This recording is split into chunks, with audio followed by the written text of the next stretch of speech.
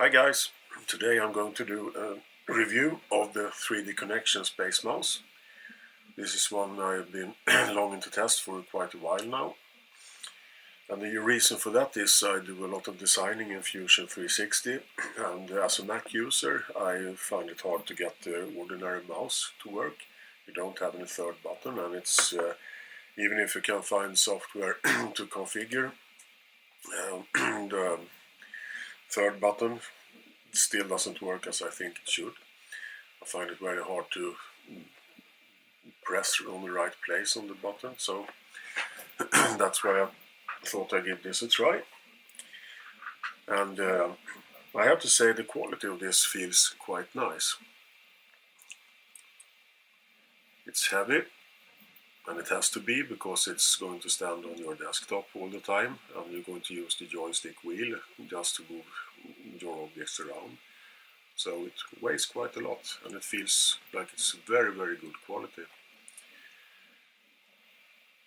And the installation is fairly simple also. You have to go to 3Dconnexion's homepage and download the drivers. The setup is very easy, and the configuration is more or less self-explained. You also get a lot of configuration around the most common parts. You have a lot of applications already configured in the setup. I use Fusion 360, so that's the most important thing for me.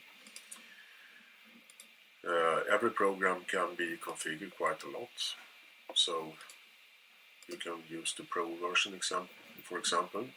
Then you get another set of buttons. You have the radial menus, and with this you can configure exactly what you want. You can add your own radial menu.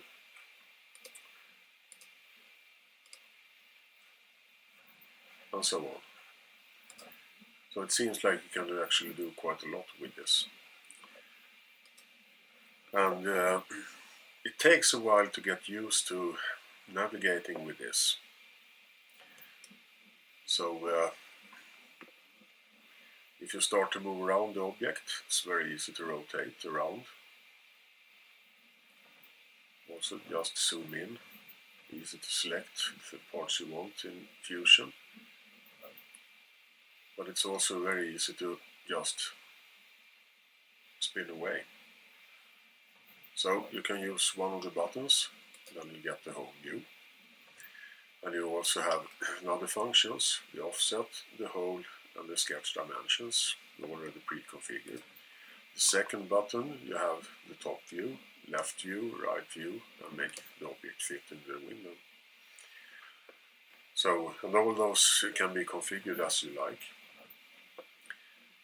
So it's really easy to get used to this one, and as I said, the quality is just amazing. It's so heavy, feels so precise, and it doesn't take long to learn how to navigate with this.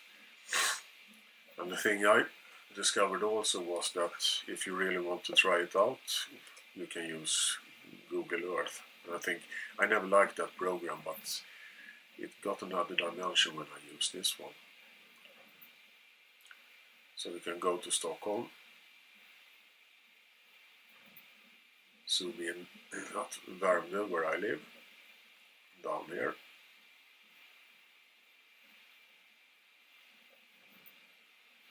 And this is actually our house. And we can also travel along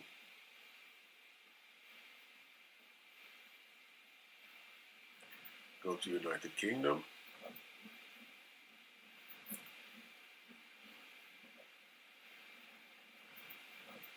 I haven't been to Greenland before. That's funny.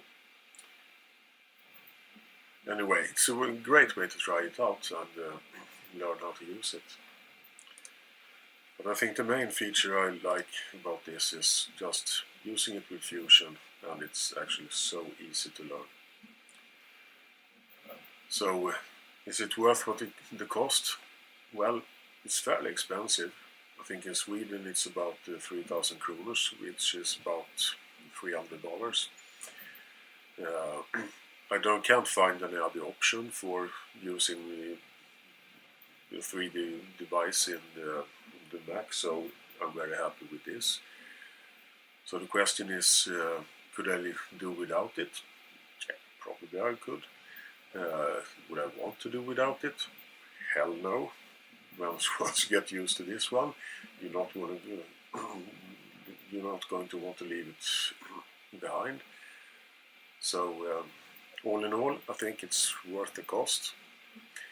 It made my life more easy, and as I said, you can configure it quite a lot. It suits most of the 3D applications you normally use, and you can also design macros for your own applications. It's not that hard.